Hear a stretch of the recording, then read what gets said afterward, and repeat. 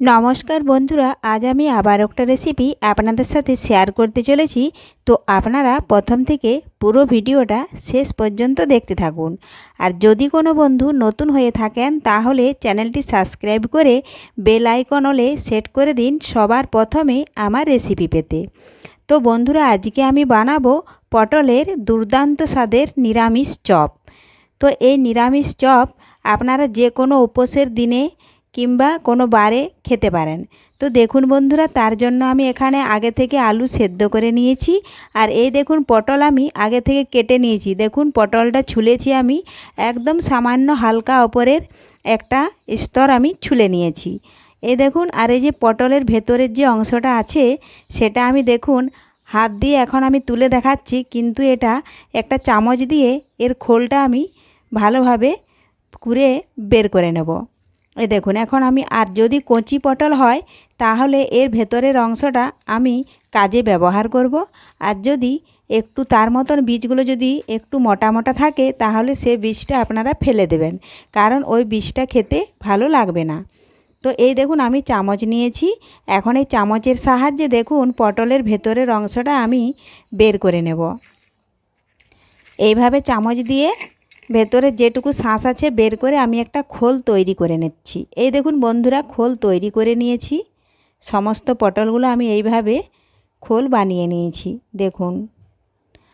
আর পটলের কচি পটলের ভেতরের অংশটা দেখুন আমি একটা বাটিতে এই পাশে সাইডে দেখুন আমি নিয়েছি। আর মোটা বীজগুলো যেগুলো একটু বড় হয়ে গেছে বীজগুলো, সেগুলো আমি দেখুন বেছে আমি ফেলে দিচ্ছি, কারণ ওই বীজটা খেতে ভালো লাগে না।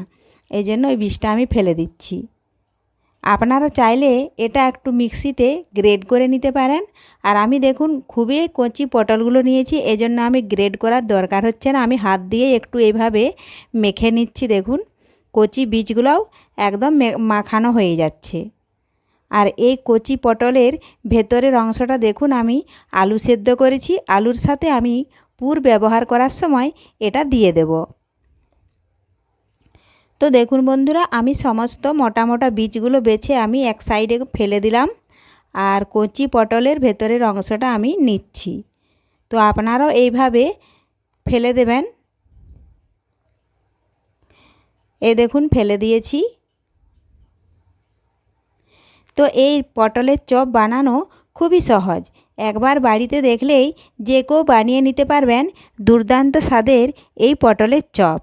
তো দেখুন বন্ধুরা, এখন আমি গ্যাস ধরিয়ে কড়া বসিয়ে দিয়েছি। দেখুন কড়াই ভালোভাবে গরম হয়ে গেলেই দেব আমি পরিমাণ মতন সাদা তেল। তেল একটু ভালোভাবে গরম করে নিচ্ছি। আর আমি এখানে নিরামিষভাবে বানাবো, এই জন্য আমি পেঁয়াজ রসুন কিছু দেব না। আপনারা চাইলে এটা পেঁয়াজ রসুন দিতে পারেন। বেশি মশলাও আমি দিব না, কারণ মশলা বেশি খাওয়া ভালো নয়। এজন্য আমি ছোট থেকে বড় সবাই খেতে পারে সেই অনুযায়ী আমি বানাবো। তো দেখুন আমি তেল গরম হয়ে যাওয়ার ফলে আমি এক চামচ গোটা জিরে দিলাম। এভাবে গোটা জিরেটা আমি একটু ভেজে নিচ্ছি নাড়াচাড়া করে। তো দেখুন বন্ধুরা, গোটা জিরে ভালোভাবে ভাজা হয়ে গেলেই আমি পটলের ভেতরের যে অংশটা আমি বের করে নিয়েছি সেই অংশটা আমি এখন দেখুন হাত দিয়ে তেলের মধ্যে দিয়ে দিচ্ছি। এই দেখুন তেলের মধ্যে দিয়ে দিলাম। এখন আমি দেব জিরে গুঁড়ো, হলুদ গুঁড়ো, লঙ্কা গুঁড়ো ও লবণ দিয়ে দিলাম। এখন আমি ভালোভাবে নাড়াচাড়া করে এর সাথে মিশিয়ে নেব। দেখুন আমি বেশি কিছু মশলা দিচ্ছি না। আর যদি আপনারা ঝাল খেতে পছন্দ করেন তাহলে কাঁচা লঙ্কা কুচি এখানে দিতে পারেন, আমি কাঁচা লঙ্কা কুচি দিচ্ছি না। দেখুন বন্ধুরা ভাজে নিয়েছি। এখন আমি দেব সেদ্ধ করে রাখা আলু, একটু হাত দিয়ে আমি ম্যাশ করে রেখেছি, তো সেটা এখন ঢেলে দিলাম। এখন আলু ভালোভাবে নাড়াচাড়া করে একটু কষে নেব।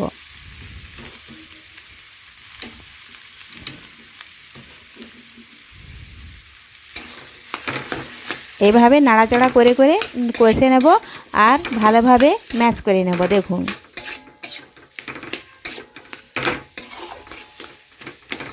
আমি এটা 2 থেকে 3 মিনিট মতন কষে নেব।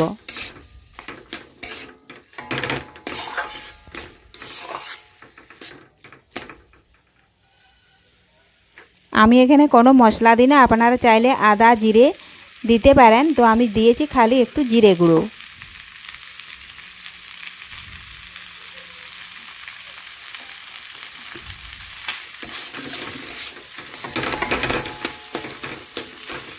আলু থেকে যখন দেখব আলুর গা থেকে জল একদম শুকনো হয়ে গেছে, তখন এটা নামিয়ে নেব।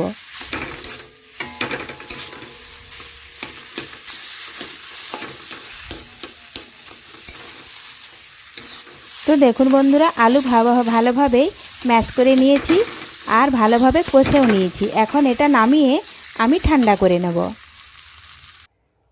আর দেখুন পটলের খোল নিয়েছি, এই দেখুন ঠান্ডা করে নেওয়ার ফলে এখন এই খোলের ভেতরে আমি আলুটা এইভাবে সেট করে দিচ্ছি হাতের সাহায্যে। এই দেখুন এইভাবে পুর দিয়ে দিলাম আলুর পুর।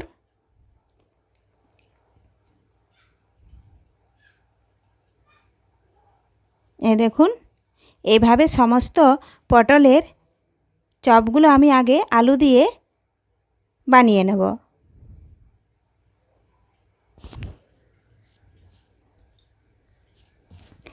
এই পটলের চপ সন্ধেবেলায় চায়ের সাথে কিংবা মুড়ির সাথে খেতে দুর্দান্ত লাগে।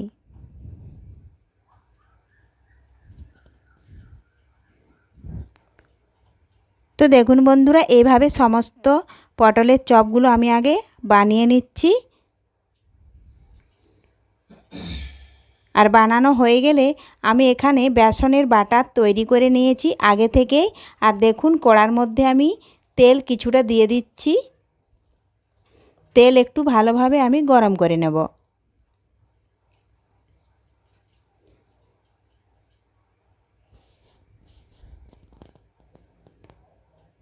তো দেখুন বন্ধুরা, তেল ভালোভাবেই গরম হয়ে গেছে। আর দেখুন আগে থেকে আমি বেসনের বাটার বানিয়ে রেখেছিলাম। এখন এক একটা পটলের চপ দেখুন এইভাবে ডুবিয়ে আমি তেলের মধ্যে ছেড়ে দেব।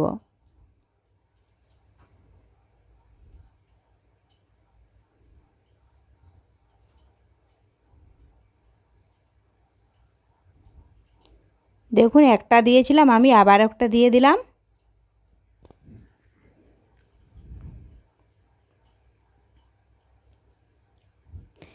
আবারও একটা দিলাম।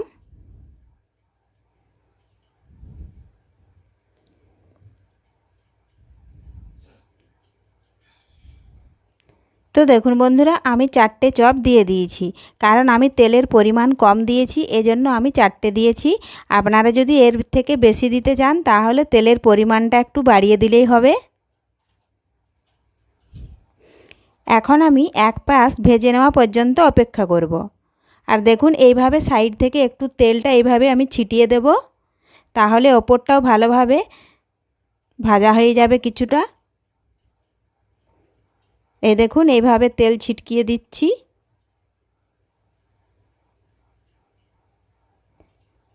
এখন আমি এইভাবে আস্তে আস্তে করে নাড়াচাড়া করে দেখুন এইভাবে ঘোরাতে থাকবো। আর একটু লেগে গেছে সেগুলো আমি ছাড়িয়ে নেব। এই দেখুন কি সুন্দর ছেড়ে যাচ্ছে, যখন এক পাশ ভাজা হয়ে যাবে তখন ছেড়ে যাবে। এখন আমি দেখুন বন্ধুরা উল্টে নিচ্ছি।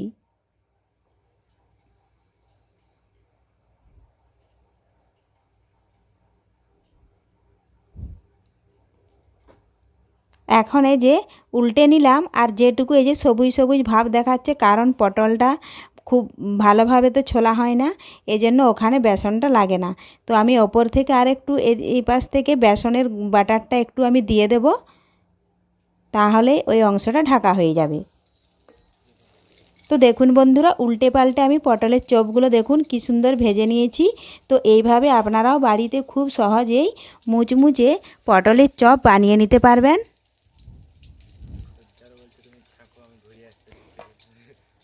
আর এইভাবে সমস্ত পটলের চপগুলো আমি ভেজে নেব। তো আপনাদের আজকে আমার রেসিপি ভালো লাগলে লাইক শেয়ার ও কমেন্ট করতে অবশ্যই ভুলবেন না। ধন্যবাদ। ফিরে আসছি আবারও কোনো নিত্য নতুন রেসিপি নিয়ে।